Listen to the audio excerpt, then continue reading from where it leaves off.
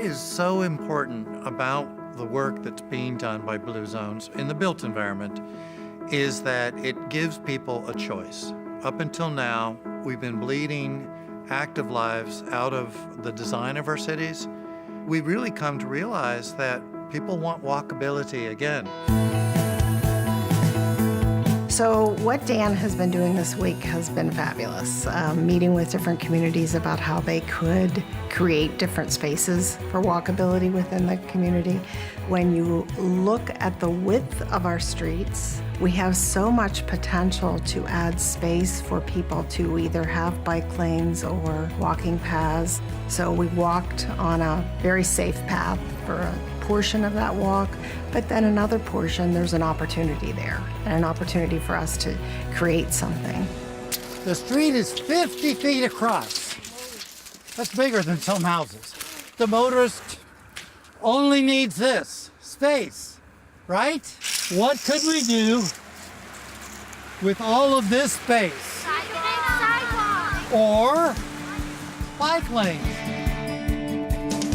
We walked out into Juneau and we looked at areas of concern, places that our community should be aware of that they could maybe improve to make it a safer area for kids to walk and just to live in.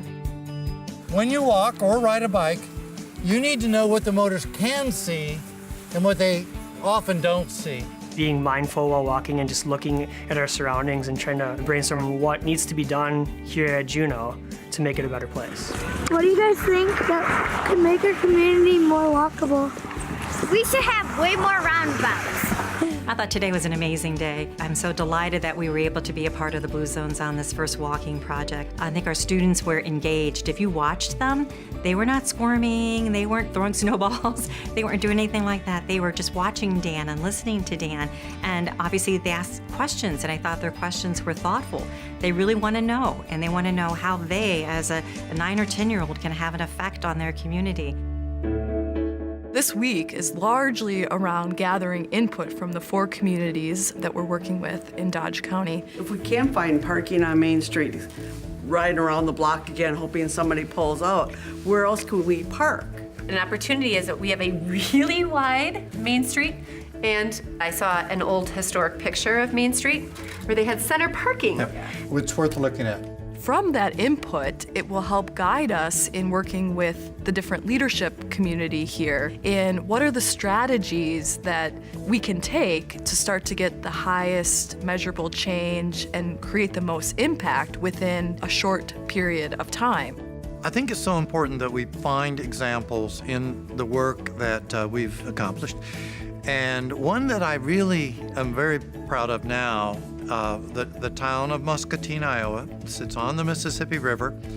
And when we first went into town, we were noticing that a lot of the stores looked vacant. Many of them were. The streets didn't look very attractive at all.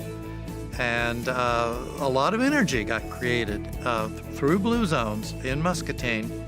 The people were waiting. They needed validation. They needed someone to say, you know, what your ideas are good, just do them. This is a town of only 20,000, and they've got close to $500 million of new investments coming in. This group is a special group. I'm glad that they got to be a part of this because they really want to make a difference, and I believe that they will. Oh, I think they're going to write petitions to their elected officials. I think they're going to talk about planting trees. I think they're going to be trying to figure out how far the distance between crosswalks are. It sparked their interest in the planning of a community and how that knowledge can create action. Blue Zones!